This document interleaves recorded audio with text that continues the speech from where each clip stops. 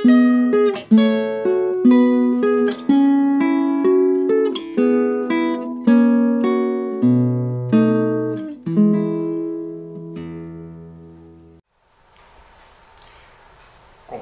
companheiras de Jornada Evolutiva, mais uma vez estamos aqui reunidos em nome de Deus pela rede mundial de computador para que possamos de forma sincera, profunda, compartilharmos conhecimentos e impressões sobre os acontecimentos da vida, os acontecimentos do mundo, a base do esclarecimento da doutrina espírita.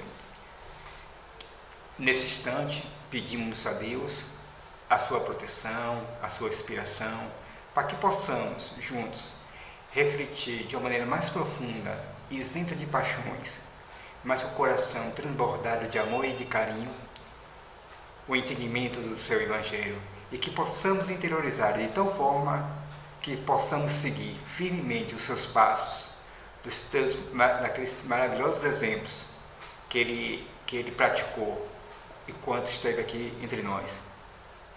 Que Deus nos abençoe nessa tarefa.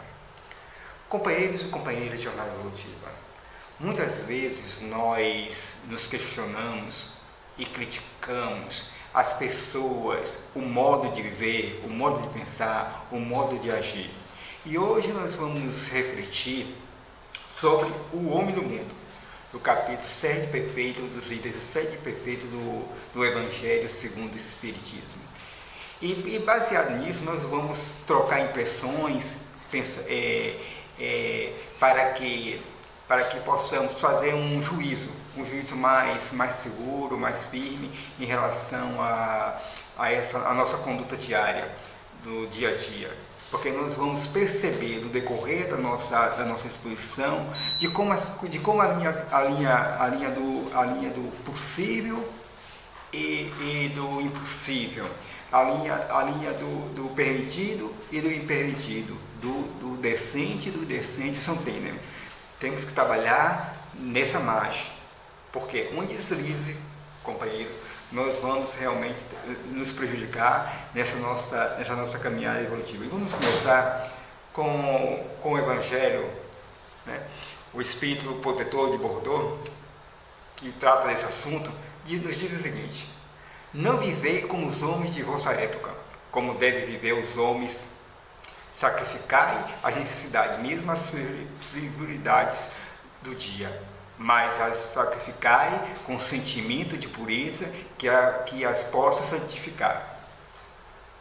O que ele quer dizer com isso? Ele quer dizer o seguinte, que nós temos que nos dedicar, nós temos que viver no mundo, entendeu?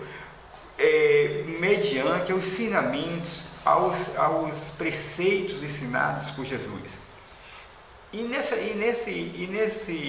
nessa caminhada, muitas vezes nós temos que, digamos assim, restringir certas ações que é do nosso gosto, que nos trazem prazer, que nos trazem satisfação, para que cedamos espaços para as coisas que vão repercutir a médio e longo prazo durante o decorrer da nossa existência e no mundo em que nós estamos inseridos para aprendizado e para a evolução espiritual. Então nós temos que dar um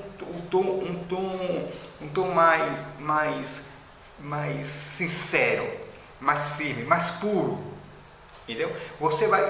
Quando você age de maneira correta, condizente com os ensinamentos de Jesus, ou próximos deles, você está santificando, você está dando uma conotação divina às suas ações, desde que sejam essas ações, logicamente, como eu falei, no bem, na aplicabilidade dos ensinamentos de Jesus, né? Dentro dessa margem de ação, desse mundo que nós vivemos, que nós convivemos e trocamos essas impressões. Segue ele. Foste chamado a entrar em contato com os espíritos de natureza diferente, de caracteres opostos? Não choqueis nenhum deles com os quais encontrais. Então, se nós vivemos em um mundo Então nós temos caracteres, formação, personalidades diferentes. Então nós temos que saber lidar com isso. E muitas vezes, por nossos conceitos preconcebidos, por nossas ações preconceituosas, nós afastamos e criamos opositores quando nós não deveríamos ter criado. Era só o quê? Aceitar as coisas, aceitar as pessoas como elas são, procurar entender, porque a doutrina espírita explica a origem de certos caracteres, certos perfis de personalidade. Por que se essa pessoa é assim e a outra não é assim? Por que se essa pessoa age de uma maneira egoísta e a outra com uma bondade extrema que nos comove? Por que essa pessoa tem um jeito assim diferente de agir, de se comportar, com certa aspereza, com certa brutalidade? Por quê? Justamente são esses caracteres formados durante todas as existências e na existência presente, as existências passadas e na atual existência. Então nós temos que lidar com isso. Nós que temos o conhecimento desses fatores, nós temos o dever moral de saber lidar com isso sem provocar polêmica, sem provocar celeuma, procurar absorver e entender. Não foi isso que Jesus fez durante a sua permanência aqui na Terra? Ele abarcou todos, de todas as correntes. Ele falou com o fariseu, ele falou com os doutores da lei, ele falou com as prostitutas, ele falou com os homens de má índole, que todos nós somos irmãos. E qual é a diferença? Nós tomamos caminhos diferentes na jornada evolutiva. Nos equivocamos muitas vezes, acertamos outras tantas, mas o importante é que nós sempre vamos no final, todos juntos, nos reunir no braço do Pai, né? Porque o livre-arbítrio faz parte dessas escolhas.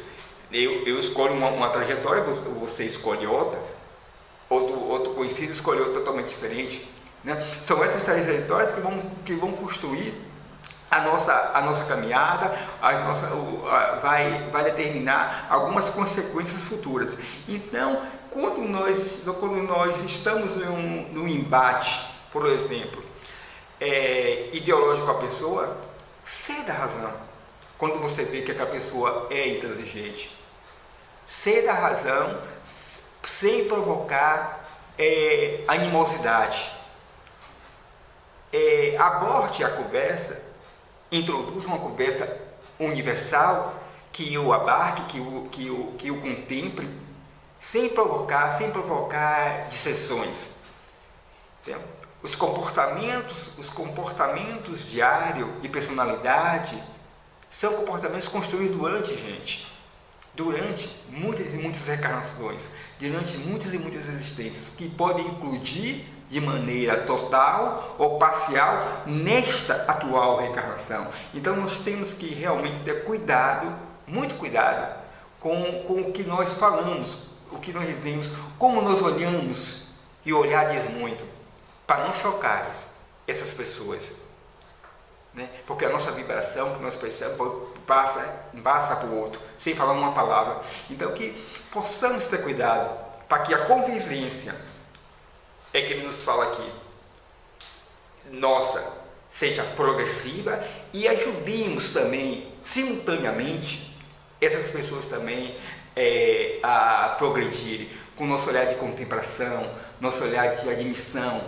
nosso olhar, principalmente, companheiros e companheiras de jornada evolutiva, de compreensão da caminhada do outro. Porque nós gostamos muito que nos compreendam.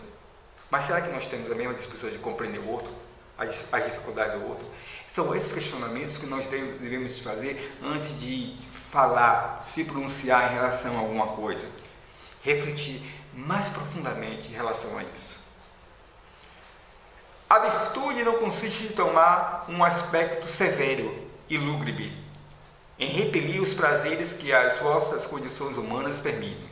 Basta, quando se começa ou acaba uma obra, elevar o pensamento até a esse Criador e lhe pedir o impulso da alma, seja sua proteção para ser bem sucedido, seja a sua bênção para a obra terminada.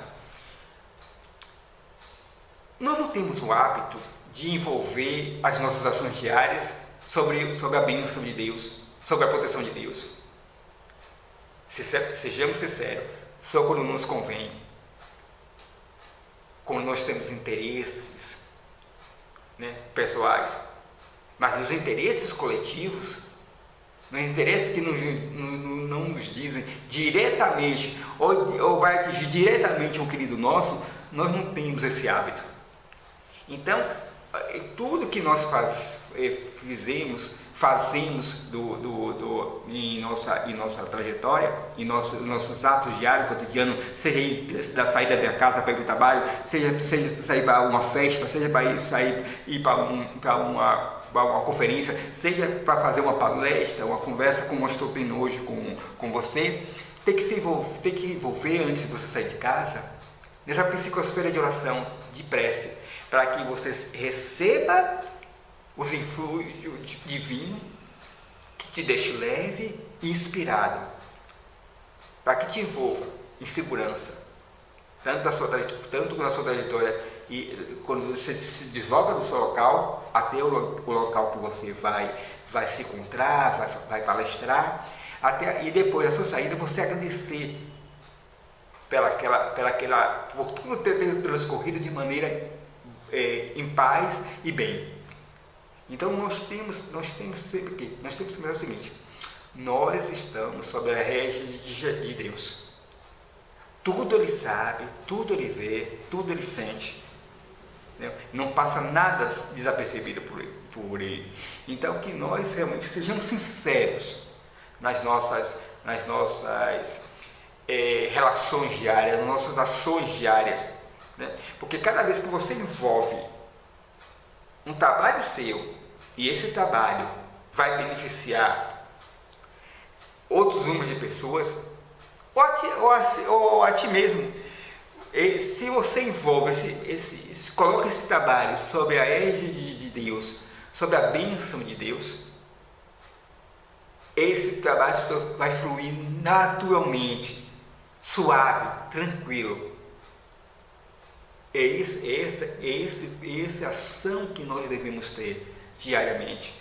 E geralmente nós abrimos mão dessa proteção tão importante e tão forte da nossa. Isso não quer dizer, companheiros, que nós não podemos ter algum percalço, mas o percalço é menor do que seria se nós não nos envolvêssemos antes numa psicosfera de oração.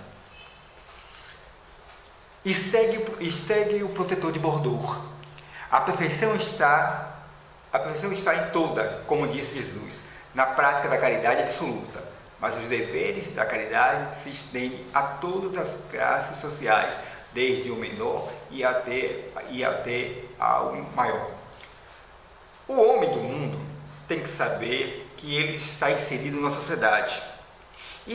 Uma vez inserido na sociedade, tem que se relacionar com todas as pessoas, muitas vezes, geralmente, de classes diferentes, sociais diferentes, e todas as classes sociais que ele se relacionar, ele tem que ter o comportamento uniforme no ponto de vista moral.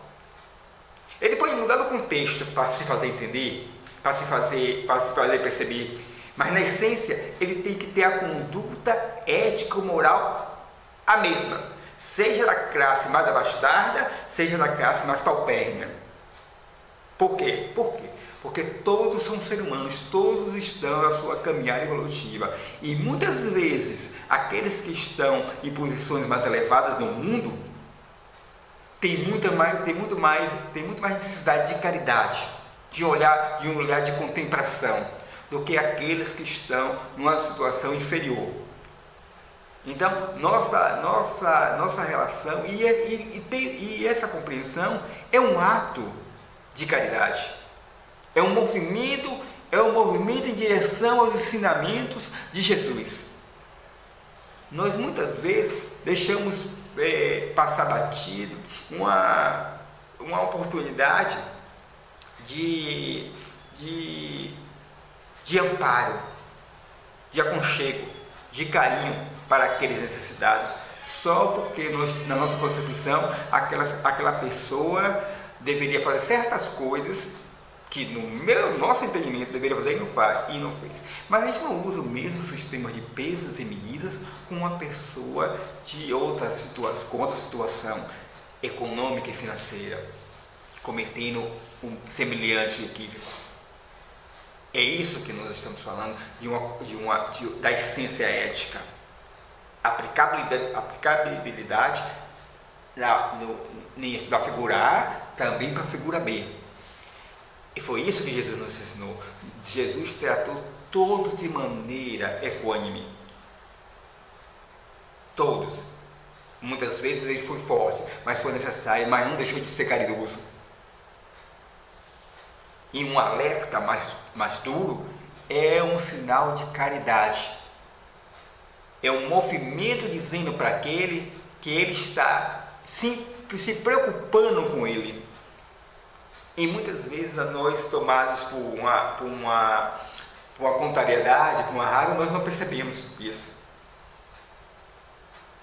Então, porque muitas vezes se fala, se não se importasse, não falava, não alertava. Então nós temos que ter essa sensibilidade, essa sintonia fina, né, entre a lei de Deus, a nossa consciência e nossas ações diárias. É muito importante isso, companheiro, que nós fiquemos atentos a isso, né? Porque quando você trata todos de uma maneira caridosa, de uma maneira amorosa, você agrega, você une, você fortalece.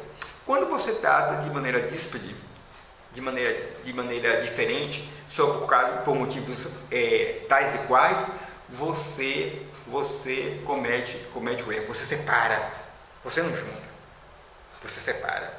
E isso pode causar danos mais tarde, não só para aquela pessoa, mas também para você, né? Porque nós somos responsáveis nós temos um livre-arbítrio, mas nós somos responsáveis pelo nosso ato e vai ter repercussão a curto, a médio e longo prazo. Então, que nós fiquemos atentos aos nossos movimentos sociais, às nossas relações interpessoais, para que elas sejam tratadas, quando necessário, com firmeza, mas que não lhe falte a caridade. Com sinceridade, mas não lhe falte a atenção de vida. É isso que nós temos que estar sempre em mente. No Livro dos Espíritos, Kardec, na questão 643, Kardec fala: há pessoas que, pela sua posição, não tenham possibilidade de fazer o bem? Indaga o codificador. E responde os iluminados: não há ninguém que não possa fazer o bem. Só o egoísta não encontra jamais ocasião. Basta estar em relação com outros homens para encontrar a ocasião de fazer o bem. Então, ninguém está isento de fazer o bem. Ninguém não tem a incapacidade de não fazer o bem. Ao contrário, nós fomos criados de amor. Nosso objetivo é a bondade.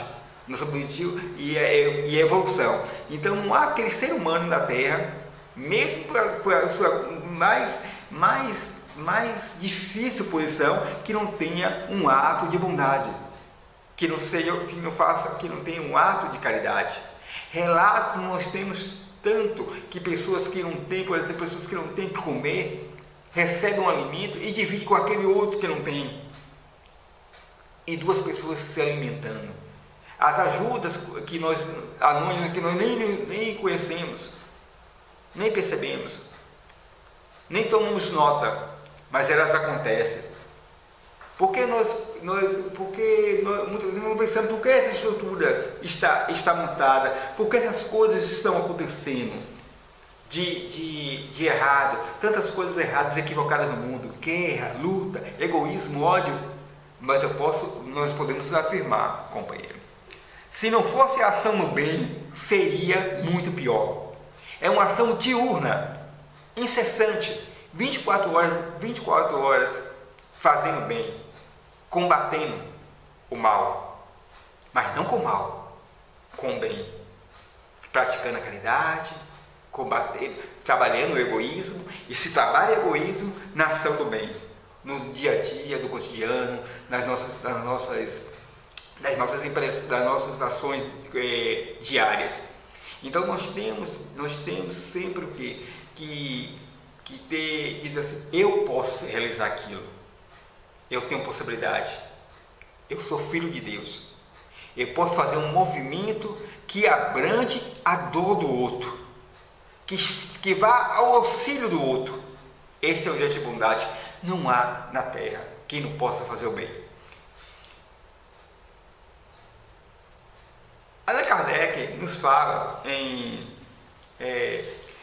o progresso moral. O progresso moral segue sempre o progresso intelectual. Responde na questão 680. É sua consequência, nem sempre imediatamente. É sua consequência, todavia, nem sempre imediatamente. Nós, na nossa trajetória de espíritos imortais, nós ascendemos, conquistamos muito em termos intelectuais. Hoje nós temos a possibilidade de ir à Lua, de descobrirmos várias curas para várias doenças, vacinas. A exemplo hoje, que nós vivemos hoje, é a vacina para a Covid. Se essa capacidade intelectual não tivesse atingido um patamar para descobrir a cura mesmo parcial, o freio a essa doença, a humanidade seria extinta. Então, de grande serventia é imprescindível o desenvolvimento intelectual. Entretanto, companheiros e companheiras, esse desenvolvimento intelectual, esse desenvolvimento tem que estar sob o crivo da moral. E geralmente o homem não coloca isso sobre esse prisma, né? Ele no decorrer da sua existência, ele se corrompe pelas coisas do mundo, ele se apaixona pelas coisas do mundo, e para conseguir as coisas do mundo, que muitas vezes são ilícitas, ele abre mão desse desenvolvimento moral. Ele sabe que deve fazer isso, mas ele prefere tomar, como eu falei anteriormente, outro caminho. O caminho do ganho fácil, do ganho rápido, sem saber que vai prejudicar, vai danificar ao futuro a vida de alguém. O objetivo dele é se locupletar financeiramente. E ele esquece que mais tarde ele vai prestar conta de tudo aquilo. Então, se ele colocasse, o que ele está falando aqui? Se ele colocasse essa capacidade intelectual e aliada com a necessidade de que se aprimorar cada vez mais moralmente, ele ia ter uma vida mais tranquila, sem muito sobressalto. Mas a questão é que o homem do mundo hoje, em sua maioria, está corrompida. Está corrompida essa maioria.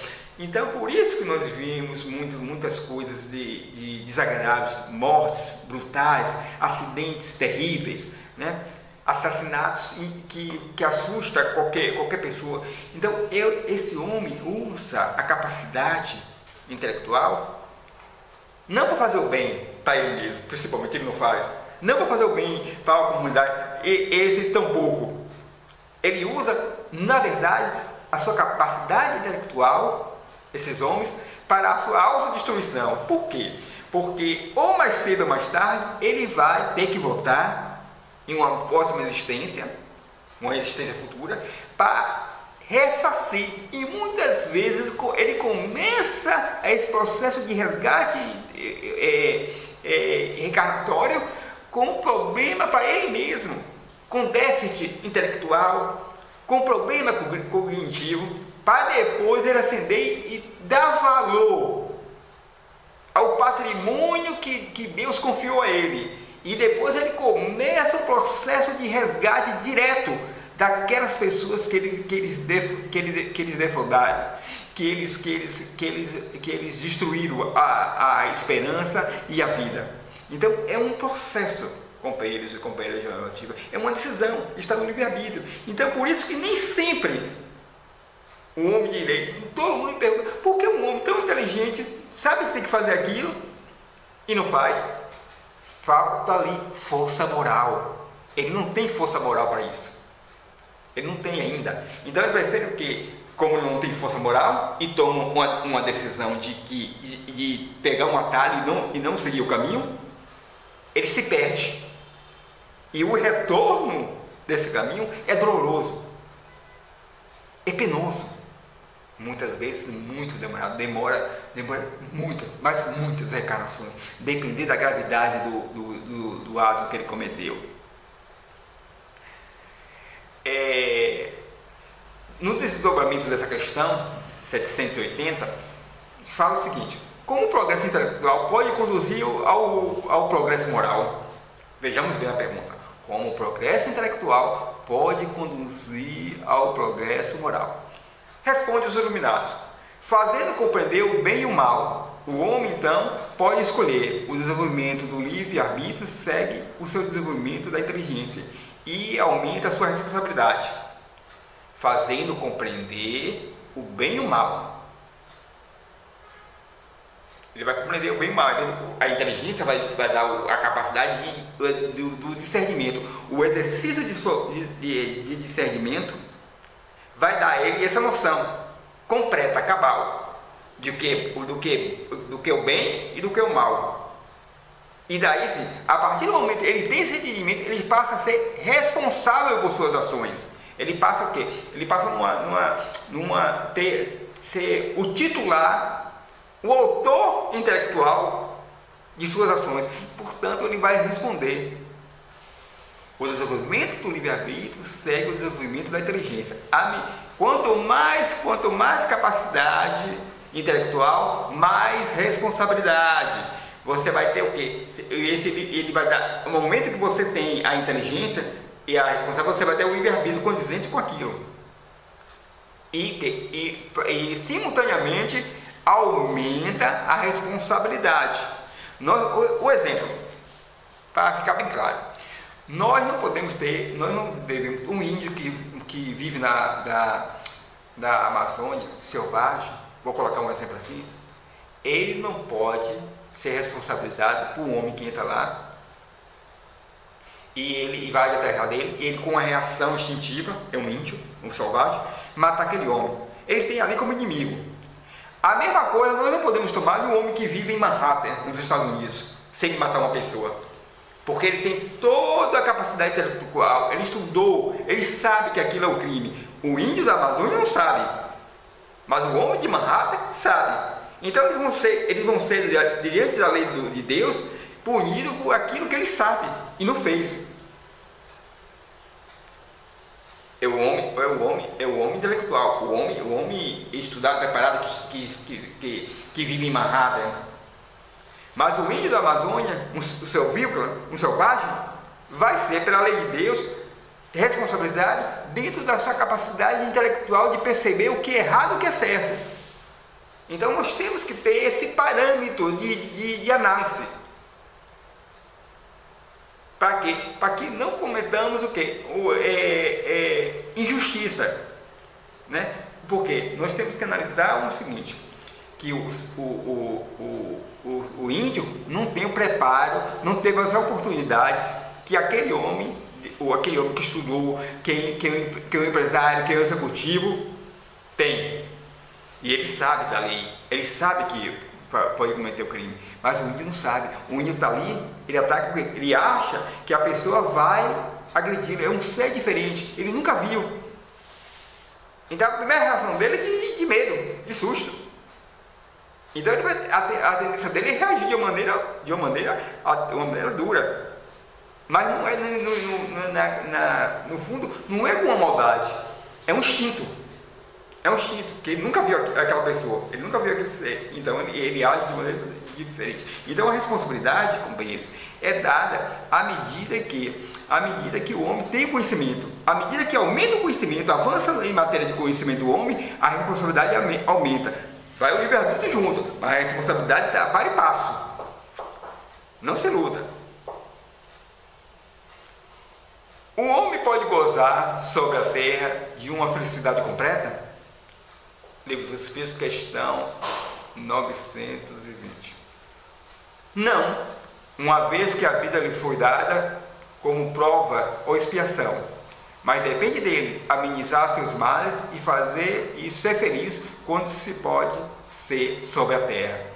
Então, se nossa vida foi dada como prova e expiações, nós vamos passar por algumas dificuldades. Jesus não asseverou lá que na terra só tereis aflições, mas ele também fala outra coisa: crede em mim, crede em Deus, pois eu venci o mundo. Então, o que você quer dizer aqui? Se você seguir os exemplos dele, os ensinamentos dele, a lei de Deus, essas coisas, esses malogros serão amenizados. Você terá outra compreensão. E nesse limite, você vai descobrir que você pode viver de maneira em paz, construir uma paz relativa, dentro da possibilidade de um planeta que sua psicosfera é toda a boa parte negativa. Então você com sua conduta, por seu comportamento, você pode amenizar, amortecer as dificuldades cotidianas da vida do homem, da sua vida, dependendo das suas escolhas, dependendo do seu livre-arbítrio, dependendo do que você deseja. Você pode agravar e ser essa situação, ou você pode amenizar. Então, nós temos esse entendimento que muitas coisas não são possíveis. Mas vai ter o possível. Por enquanto, você ainda não pode alcançar aquilo. No futuro você alcançará. Mas no momento você tem que entender, você tem que se satisfazer com aquilo que é possível. Uma coisa bem simples. Se você pode ter uma casa e você deseja um carro, e você não tem possibilidade de ter o carro, se satisfaça com a casa que você tem. É um desejo de todo mundo ter um automóvel, sair para passear, mas momentaneamente não é possível. E isso, por não ter, muitas vezes causa infelicidade. Mas no outro ponto de vista, no outro ângulo, você ter na casa já é motivo de felicidade, se reflete, já é motivo de felicidade. Oh meu Deus, eu agradeço a casa que eu tenho. Embora queira ter mais, mas ainda não tenho possibilidade. Esse é reconhecimento, esse é ser feliz dentro das possibilidades de um mundo de expiações. Você reconhecer as suas conquistas e agradecer a Deus. E agradecer a Deus. Essa é a diferença. Você não vai ficar se amargurando porque você não tem automóvel. Você tem que agradecer porque você tem a casa que te abriga do sol e da chuva, das intempéries do tempo. Então nós temos que sempre agradecer a Deus por essa oportunidade, por essa graça. Quantos não têm abrigo? Tantos não têm casa? Tantos moram milhões e milhões na rua. Hoje nós temos no nosso país, se a salvo engano, mais de 33 milhões de pessoas passando fome. Mais de quase 12 milhões de pessoas desempregadas. E quem tem emprego, quem tem casa, mesmo que esse emprego seja precário, mesmo que essa casa seja simples, mas é sua, você tem que agradecer. E muitas vezes nós falamos que, mas eu quero mais, mas eu quero isso, mas eu quero aquilo, não quero mais. E esquecemos de agradecer a Deus, que através do nosso trabalho, sim, mas com a ajuda divina, nós conseguimos comprar casa, nós conseguimos ter um trabalho. Não é dos nossos sonhos, mas é o necessário para a nossa sobrevivência. Então nós temos que valorizar isso. E valorizando, entendendo, nós vamos encontrar essa felicidade relativa, essa paz. Pelo menos eu tenho uma casa. Pelo menos eu tenho trabalho. E quantos milhões não têm uma casa? Então geralmente nós não temos esse pensamento. Por quê? Porque a satisfação do desejo humano é sempre mais. Quer mais, quer mais, quer mais. Não se satisfaz com nada. Nessa concepção, tem uma passagem de Pedro, que nós vamos falar agora a pouco, mas antes nós vamos falar essa parte aqui, né, do livro dos Espíritos 300, questão 921. Concebe-se o homem concebe-se o homem ser feliz sobre a terra quando a humanidade estiver transformada, mas à espera disso, cada um pode se garantir a felicidade relativa, mas frequentemente o homem é artifício de sua própria infelicidade. Praticando a lei de Deus, ele se poupa de muitos males e se proporciona uma felicidade tão grande quanto comporta a sua existência. Então, o que nós acabamos de falar anteriormente, dos slides anterior, é que quando você fica insatisfeito, você se torna obreiro de sua própria felicidade. Você se torna o principal instrumento de você mesmo, de sua infelicidade. Quando você pratica a lei de Deus, colocar tudo dentro da lei de Deus, suas ações, você se poupa. Não é que termina. Você não será anistiado pelas algumas dificuldades que você tem que passar, mas serão amenizadas, porque você tem foco dentro da lei de Deus, né? Então, dentro dessa psicosfera negativa que é a Terra, você consegue sobressair, amenizar certas coisas, porque você obedece à lei de Deus. É isso que nós temos que entender. Obedecendo à lei de Deus, muitos males vão ser amenizados. Uma conversa no livro Boa Nova, Jesus conversando na véspera da sua crucificação, Jesus fala para Pedro: Pedro, adiantou o mestre, não te suponha, porque Beto falou que ele é ingrato porque ele acha que vai ser crucificado, e Pedro falou que ia defendê-lo até a morte. Então Pedro ficou, acho, um pouquinho magoado, e Jesus falou isso: Pedro, não se suponha ingrato ou indiferente aos meus ensinos, mas vais aprender ainda hoje que o homem do mundo é mais frágil do que perverso. No capítulo A Negação de Pedro, no livro Boa Nova. O homem é mais frágil do que perverso. O homem é ignorante. O homem não tem conhecimento ainda daquilo, das consequências.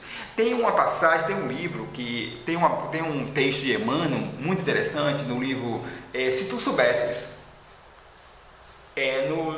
no livro Fonte Vida. Se tu soubesses o quanto custará a levantar a mão para uma pessoa, preferia não ter mão. Então, um texto muito forte, está lá, quem quiser pode ver, que mostra o seguinte, que a nossa caminhada evolutiva é feita de acertos e defeitos e erros, mas às vezes a nossa tomada de decisão pode precipitar algum problema muito mais sério. Entendeu? Então Jesus alertou a Pedro: ainda hoje você vai ver que o homem é mais frágil do que perverso. E por que Jesus falou isso? Porque depois que Jesus foi crucificado, os discípulos se dissiparam. O quê? Pega o pastor e as ovelhas, o quê? Se dissipam. Foi isso que Jesus falou. E aconteceu. Então foi perguntado, se Pedro foi apontado para um, ele negou. Foi apontado para o outro, ele negou que conhecia Jesus. Foi para o outro, negou. Aí Jesus tinha dito a ele: antes que o galo cante, você me negará 3 vezes. E foi assim. E Pedro negou. Então mostrou a fragilidade, naquele momento, moral de Pedro.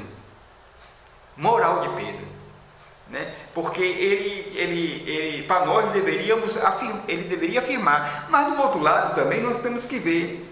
Será uma pergunta, que é uma provocação. Mas se Pedro tivesse confessado, se Pedro tivesse agido de maneira que deveria ter agido, como nós achamos, não. Pedro foi fraco, Pedro agiu. Mas se ele tivesse agido, será que o cristianismo e até aquela obra fantástica que tem hoje, que chegou até hoje, porque o que ele falou?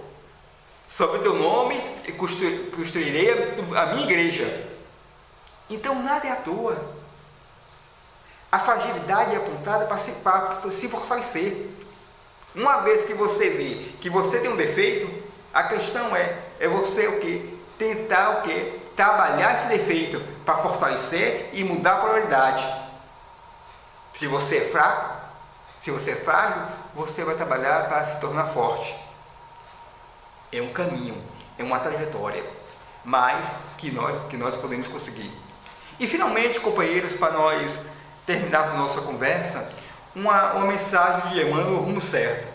Escândalo em nós, que diz o seguinte: erro temos perpetuado inúmeros, débitos temos ainda enormes.